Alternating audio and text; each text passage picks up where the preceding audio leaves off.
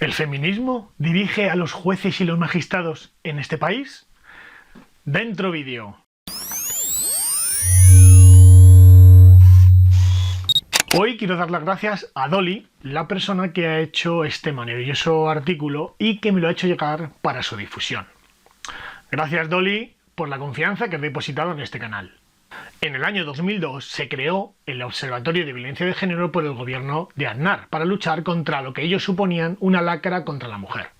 La presidenta de este observatorio forma parte de la comisión disciplinaria de los jueces, es decir, que interviene en las sanciones y ascensos de los jueces y magistrados. ¿Sabéis por dónde va el hilo, no? Si un juez o magistrado quiere ascender, ya sabéis que debe pasar por el aro y acatar las premisas del observatorio dirigido por la perspectiva de género, es decir, lo que consideran ahora feminismo. El Observatorio contra la Violencia Doméstica y de Género es un instrumento de análisis y de actuación que en el ámbito de la Administración de la Justicia promueve iniciativas y medidas dirigidas a erradicar el problema social de la violencia doméstica y de género. ¿Cuándo nace y quiénes integran este observatorio? El convenio de constitución del observatorio fue suscrito el 26 de septiembre del 2002. En la actualidad está integrado por las siguientes instituciones: el Consejo General del Poder Judicial, que ostenta la presidencia, el Ministerio de Justicia, el Ministerio de Sanidad, los Servicios Sociales e Igualdad, el Ministerio de Interior, la Fiscalía General del Estado, las comunidades autónomas con competencias en materia de justicia a través de turnos rotatorios anuales, el Consejo General de la Abogacía Española y el Consejo General de Procuradores de España. ¿Cuáles son sus objetivos?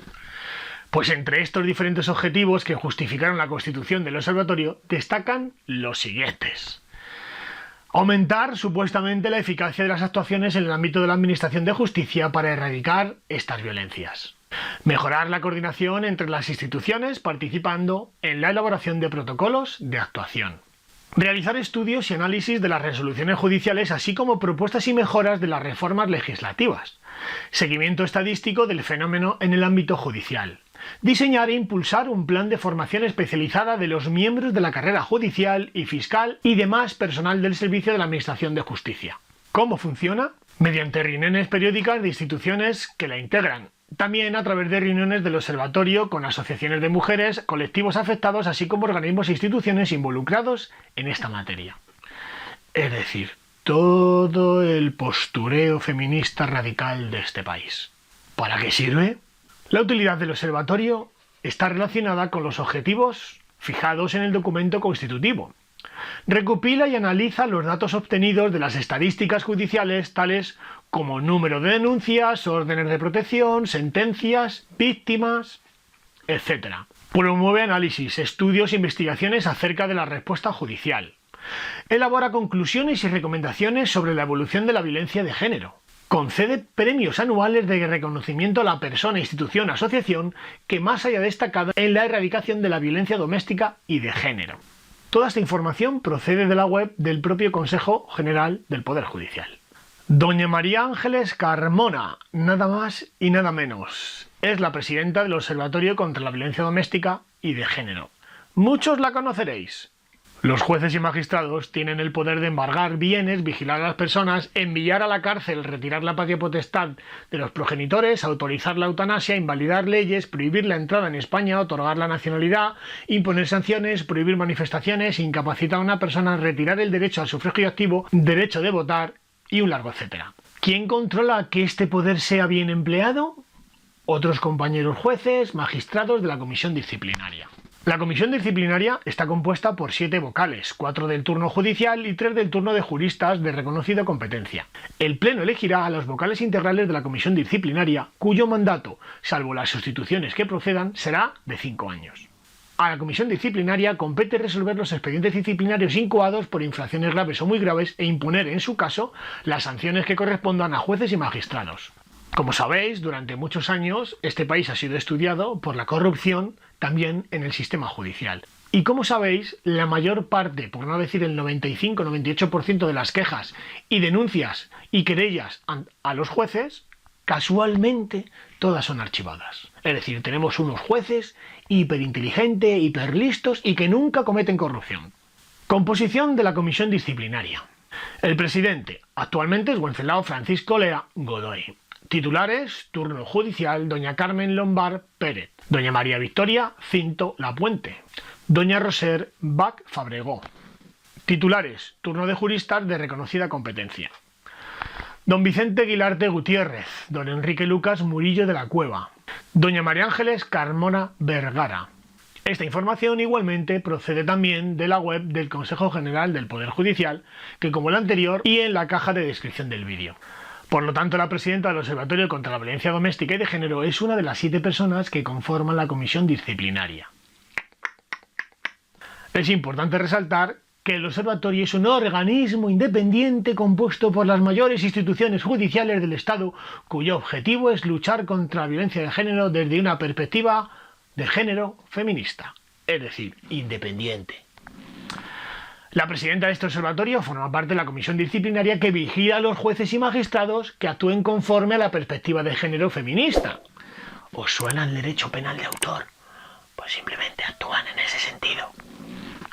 Si un juez o magistrado no adopta la perspectiva de género feminista, es muy difícil que pueda ascender en el escalafón judicial. Desde que se crea este Observatorio de la Verdad del Género, este es el que asume los informes de denuncias falsas de violencia de género o incluso los homicidios en el ámbito doméstico, de modo que dejaron de informar por parte del Ministerio Interior y Consejo General del Poder Judicial. Es decir, el Observatorio de la Verdad, el de género, el que no tiene en cuenta nada más que lo que diga Ángeles Carmona. El poder del feminismo sobre los jueces y magistrados es tan grande que la mayoría de los responsables de las grandes compañías se declaran feministas y subvencionan organizaciones feministas. ¿Por qué me considero feminista? Y tú también deberías. Artículo de doña Ana Botín, presidenta del Banco Santander, en el diario El País. Declararse no feminista es ir en contra del sistema. El poder del feminismo es tan grande que ha logrado que el Consejo General del Poder Judicial dicte unas normas para los jueces sobre violencia de género incumpliendo la normativa vigente de no injerencia. Han elaborado unas guías prácticas editadas por el Consejo General del Poder Judicial contra la violencia doméstica y de género. Las sucesivas reformas legislativas en materia han justificado la edición de diferentes guías jurídicas que ofrecen criterios de interpretación y de actuación en sede judicial en base a esta materia. Guía práctica de la Ley Orgánica 1/2004 de 28 de diciembre, Día de los Santos Inocentes, de medidas de protección integral contra la violencia de género en el 2016. Enlace que os dejo en el vídeo. Igualmente también existe la Guía de Criterios de Actuación Judicial frente a la violencia de género realizada en el 2013. Guía práctica contra la violencia doméstica y de género del 2005, del Poder Judicial. También la guía práctica contra la violencia doméstica y de género previa a la Ley Integral de Violencia de Género. Absolutamente toda esta información está en la propia web del Consejo General del Poder Judicial. Ya sabéis, ese organismo independiente. Sin embargo, el Consejo General del Poder Judicial no puede dar instrucciones a magistrados y jueces, según la Ley Orgánica 6/1985 de 1 de julio del Poder Judicial. Título preliminar del Poder Judicial y del ejercicio de la potestad jurisdiccional. Artículo 12. Punto 1. En el ejercicio de la potestad jurisdiccional, los jueces y magistrados son independientes respecto a todos los órganos judiciales y de gobierno del Poder Judicial.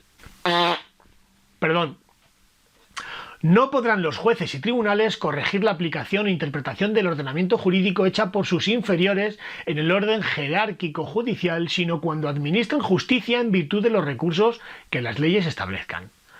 Punto 3.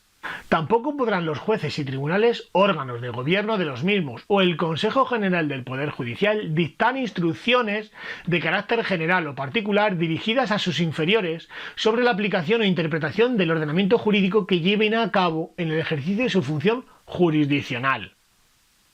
¿Os suena, no? ¿Cuántos jueces lo aplican? Dado que el Consejo General del Poder Judicial no puede facilitar instrucciones a los jueces y magistrados, es por ello que asociaciones de jueces feministas se lamentan que el Consejo General del Poder Judicial ha realizado una guía con recomendaciones en caso de separaciones. Las feministas juristas se rebelan contra el Consejo General del Poder Judicial y el síndrome de alienación parental. Para Temis, una asociación de juristas todas independientes, todas feministas. La guía de criterios en materia de custodia compartida del Consejo General del Poder Judicial es negacionista con la violencia machista. asociaciones judiciales acusan al Consejo General del Poder Judicial de entrometerse en sus funciones jurisdiccionales. El Consejo General del Poder Judicial ha dado un paso más con esta guía y al revestirlo con la autoridad de un acto administrativo mediante su aprobación por el Pleno, ha entrado de lleno en un terreno que le está vedado, ya que, como recuerda el comunicado del artículo 12.3 de la Ley Orgánica del Poder Judicial, enraizado directamente la independencia de los jueces, proclama en el artículo 117.1 de la Constitución Española que le prohíbe expresamente al Consejo General del Poder Judicial dirigir instrucciones generales a los jueces sobre la interpretación del ordenamiento jurídico que lleven a cabo en el ejercicio de su función jurisdiccional. La guía, a la que se refieren las feministas juristas, trata de recomendaciones en casos de separación. El Consejo General del Poder Judicial reclama una reforma de la custodia compartida. El objetivo es que los jueces sepan cómo actuar en las rupturas de pareja siempre en interés del menor. El Pleno del Consejo General del Poder Judicial ha aprobado este jueves por 20 votos a favor y 1 en blanco una guía de criterios de actuación en materia de custodia con la que se pretende proporcionar a los jueces una herramienta práctica para la adopción de las decisiones relativas a la custodia de los hijos e hijas en proceso de separación, divorcio o ruptura de la pareja. He aquí entonces la gran contradicción del feminismo que impone al Consejo General del Poder Judicial unas guías sobre la violencia de género de obligado cumplimiento para los jueces, mientras que las asociaciones de juristas feministas se oponen a que el Consejo General del Poder Judicial haya elaborado una guía con recomendaciones para los jueces y magistrados en caso de separación, recomendando la custodia compartida. Ya sabéis que todas esas asociaciones de Temis, Federación de Mujeres Progresistas, todas muy imparciales, porque como tienen dinero público de las organizaciones de izquierdas o políticos de izquierdas, estas siempre van a velar por los intereses de los menores. Ya sabéis que todo lo que sea custodia compartida es machista, machirulo, patriarcado. Es decir, estas supermujeres dotadas de un feminismo extremo son las que dicen al resto de mujeres cómo deben de pensar, cómo deben dirigir su vida y sobre todo cómo deben de actuar con sus hijos. Por eso son tan feministas que viven en el machismo anclado de hace 50 o 100 o 4000 años, donde solamente la mujer tiene el puñetero castigo de ser la que ostente siempre la guardia y custodia exclusiva de los niños. Por eso luego se quejan de que los sueldos son inferiores a los hombres, de que trabajan menos, de que solamente se hacen cargo de los niños. Estas son las mismas que dicen defender vuestros intereses, las feministas. Es decir, que el Consejo General del Poder Judicial sí puede dar recomendaciones sobre la violencia de género, pero el Consejo General del Poder Judicial no puede dar recomendaciones en caso de separación para reforzar el interés superior del menor. ¿Lo veis, no? Un dato importante sobre la imparcialidad de este Consejo General del Poder Judicial y de que la independencia de los jueces es que prácticamente ninguna de las 10.000 quejas presentadas de letrados y ciudadanos contra jueces y magistrados ha prosperado jamás. Los abogados denuncian que el Consejo General del Poder Judicial no sanciona nunca sus quejas. La defensora del letrado dice que las denuncias del colectivo contra jueces siempre acaban en archivo. Independencia. Ninguno de los 15 jueces sancionados por el Consejo General del Poder Judicial el pasado año lo fue por una queja interpuesta por un letrado. Los letrados presentaron en 2016 el 10% de las 10.720 quejas que se registraron en el Consejo General del Poder Judicial sobre el funcionamiento de la justicia. ¿Qué clase de jueces tenemos en Españistán? Pues ya sabéis, lo peorcito de toda Europa. ¿El control de los jueces y magistrados por parte del feminismo es beneficioso para la sociedad española? No, pues ha reducido la independencia judicial. No hace falta más que volver a leer o escuchar lo que os acabo de decir anteriormente. Por falta de independencia judicial habría que entender la facilidad con la que el Poder Judicial maneja jueces y magistrados, marionetas del feminismo. El Consejo de Europa afea a España por no solucionar la supuesta politización de la justicia. Y así lo dice el informe Greco, que lamenta que 6 años después los políticos sigan sin cumplir su recomendación sobre la independencia judicial. Pero si Pedro Sánchez tiene hasta la propia fiscal general del Estado bajo su sombrilla. Independencia, dicen. En fin, un ejemplo es que en 1999 el bufete de abogados Abril Pérez del Campo presenta una demanda de separación contenciosa afirmando que el progenitor es incapaz de cuidar de su hijo y oculta sus ingresos sin prueba alguna. El juzgado 28 de familia se cree la afirmación de la letrada y sin exigir ninguna prueba retira la custodia al progenitor e impone una pensión de alimentos impagable al progenitor. El progenitor se vuelve a casar nace su segundo hijo, no tiene ingresos desde 2009, es declarada insolvente por 2 juzgados. Esta vez en concurso de acreedores particular voluntariado del 2010 al 2015. Todos los informes del Consejo General del Poder Judicial indican que no tiene recursos. Sin embargo, el juzgado 28, os sonará, la Audiencia Provincial sección 24 siguen manteniendo la pensión de alimentos impagable porque no queda acreditada suficientemente la falta de recursos del progenitor. Por si fuera poco, la magistrada que juzgó este caso en el 2015 en la primera instancia es la misma magistrada que le juzgará en la segunda instancia en el 2020. Casualidades de la vida. Un detalle importante es que la titular del bufete, Abril Pérez del Campo, es hija de la presidenta de la Federación de Asociaciones de Mujeres Separadas y Divorciadas, quien lidera el movimiento feminista desde 1987. He aquí un gran dilema para los jueces en este caso. O tienen en cuenta las pruebas aportadas por el progenitor y corren el riesgo de enfrentarse al feminismo y por lo tanto comprometer su ascenso y su carrera profesional, o bien aceptan las afirmaciones del feminismo sin solicitar prueba alguna y poder ascender en la carrera judicial. Eso está tipificado en el Código Penal. El Observatorio contra la Violencia Doméstica y de Género se creó en el 2002, como hemos dicho anteriormente. Y en estos 18 años de observatorio ha logrado su objetivo: reducir el número de homicidios. ¡No! Si un juez y magistrado quiere ascender en el escalafón judicial, ¿debe declarar su afinidad al feminismo? Pues todos sabemos que sí, porque todo el mundo se baja los pantalones ante este feminismo sectario y nazi.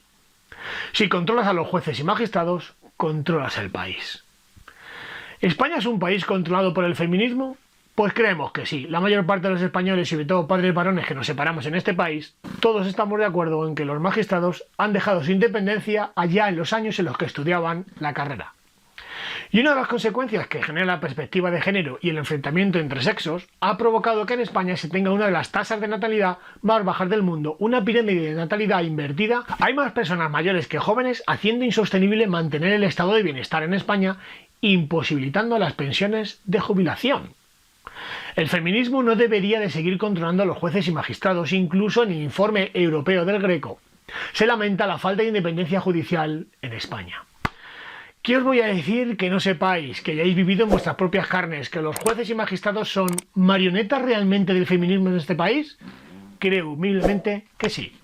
Si te ha gustado este vídeo, dale un like, suscríbete, no dejes de darle muchos likes y de difundir todo lo que puedas, porque nadie va a darte el amparo de que en un canal puedas expresar libremente tu opinión contra el feminismo, contra la ideología de género, puedas proteger a tus hijos contra la alienación parental, te puedas defender de la ideología o la ingeniería social que pretenden estas feministas, a las que han abocado a la mayor parte de mujeres en este país a la ruina, enfrentando a hombres y mujeres como antiguamente se enfrentaba a los ricos contra los pobres, los obreros contra las empresas y actualmente unos contra otros. Jesús Muñoz, fuerza y honor, hasta la próxima, y vuelvo a dar las gracias personalmente a Dolly. Un fuerte abrazo, hasta la próxima.